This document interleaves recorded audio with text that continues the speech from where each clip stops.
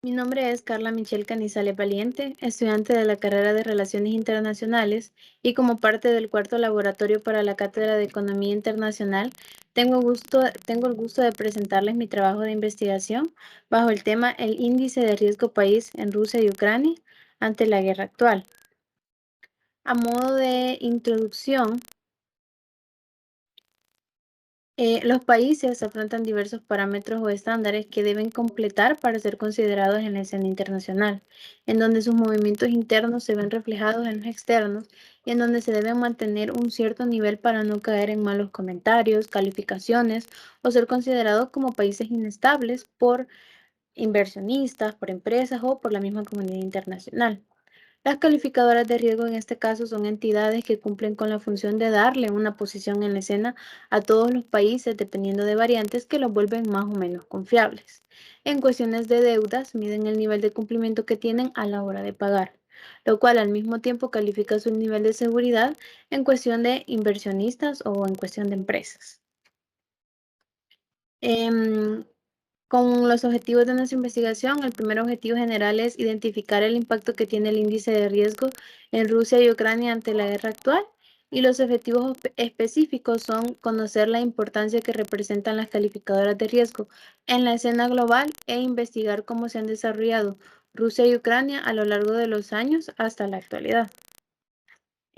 Como primera parte tenemos el marco teórico y el primer tema es sobre la medición de riesgo país.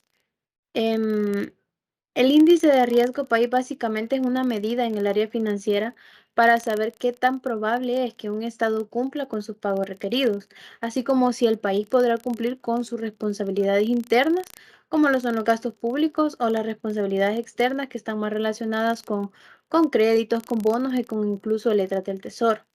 Los países, al tener un alto rango de riesgo país, pierden la visión de estabilidad que inversionistas y empresas necesitan para cooperar y asentarse en un país, lo cual hace perder ingresos para la nación. Se ven involucrados factores tanto políticos como económicos y sociales en lo que es la medición de riesgo país y al mismo tiempo existen tres tipos de riesgo que se miden. El primero es el riesgo soberano, el riesgo de transferencia y también el riesgo genérico. El siguiente son las calificadoras de riesgo país. Cuando hablamos de calificadoras de riesgo nos referimos a agencias privadas, como ya se mencionó, que son contratadas para calcular cuál es el riesgo que tiene un país para poder invertir o posicionarse, en el caso de una empresa, dentro de las fronteras de este país.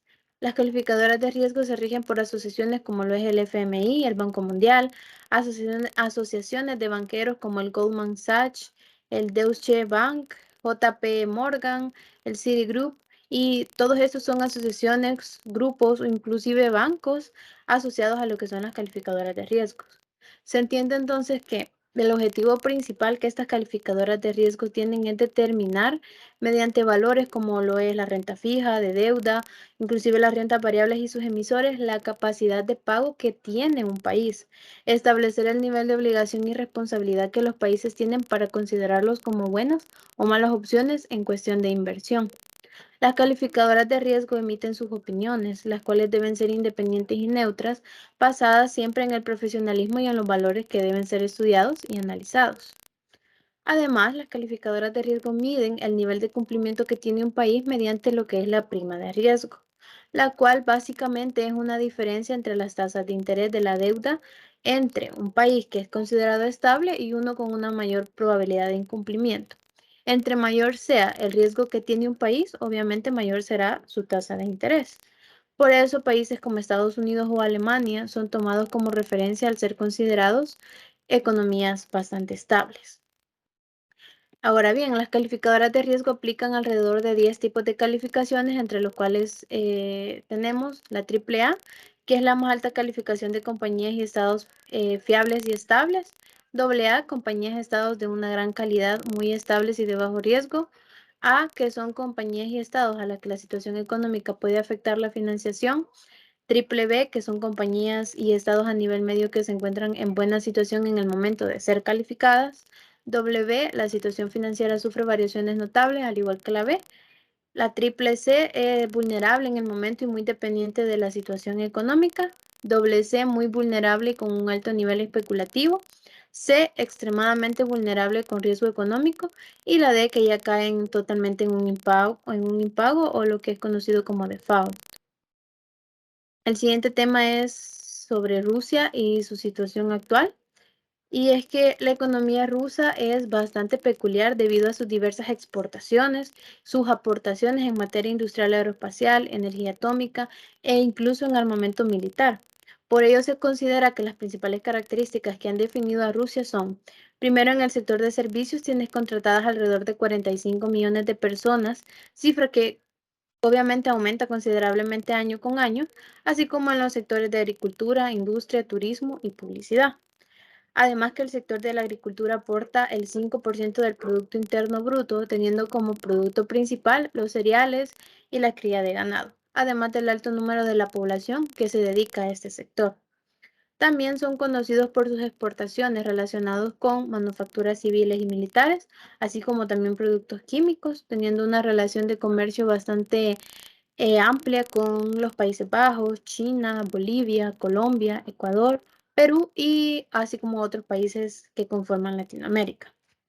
Actualmente, Rusia, al verse inmersos en una guerra, las consecuencias tanto económicas como políticas son diversas, comenzando por las diferentes sanciones que se han impuesto al país europeo, entre ellas las sanciones de Japón a las instituciones financieras, las organizaciones militares y a diferentes individuos y funcionarios rusos. También Nueva Zelanda, que prohibió las exportaciones de bienes a las fuerzas militares y de seguridad rusas. Reino Unido, que sancionó a más de 100 personas e instituciones.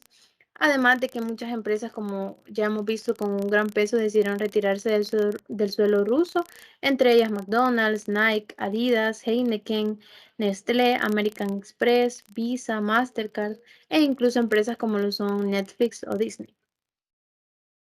Y ahora, en el otro caso de Ucrania y su situación actual, como en la mayoría de países luego de la caída de la Unión Soviética, el país sufrió una grave crisis económica de la cual poco a poco se fue recuperando.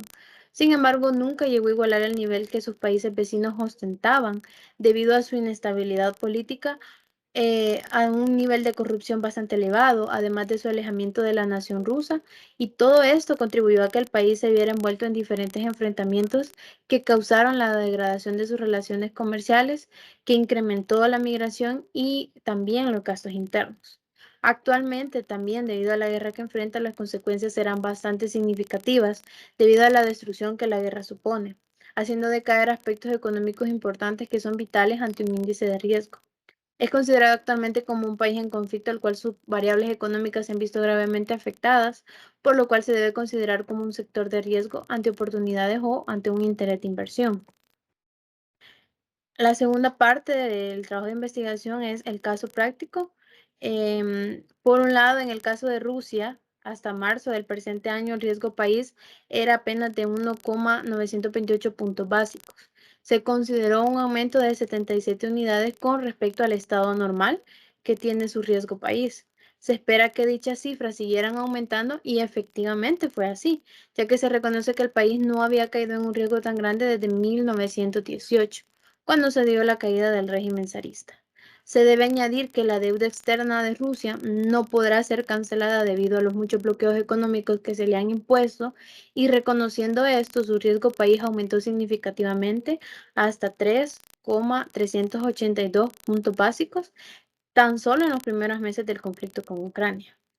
Por otro lado, Ucrania, con el inicio de la guerra, evidentemente el riesgo país de Ucrania tuvo un aumento considerable, pasando de los 1,117 puntos básicos a los 2,498 puntos básicos en cuestión solamente de horas. Ucrania es considerado un país con los recursos necesarios y un desarrollo sostenible. Sin embargo, comparado con la amenaza que Rusia representa, es claro que sus puntos de riesgo subirían considerablemente ante los ataques que ha sufrido por parte de Rusia. De igual forma, hasta septiembre del presente año, Ucrania presenta 2,686 puntos básicos en la escala de riesgo país y se consideran puntos bastante elevados, sin embargo, han tenido una variación que tiende a bajar del menos 1,83% con respecto a meses anteriores e incluso a los meses en los que explotó el conflicto a principio de año.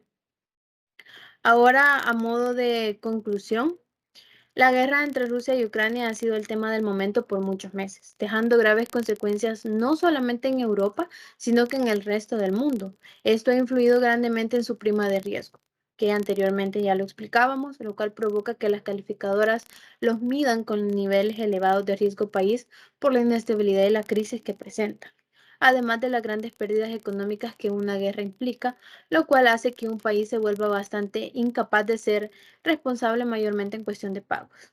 Las calificadoras de riesgo, si bien son instituciones donde operan individuos comunes y corrientes, sus análisis y estudios tienen un gran peso sobre los países, sobre las empresas, sobre las instituciones de índole privadas o públicas, ya que implican una opinión neutra y profesional sobre todos los elementos o variables que se deben considerar para calificar a un país como estable o no.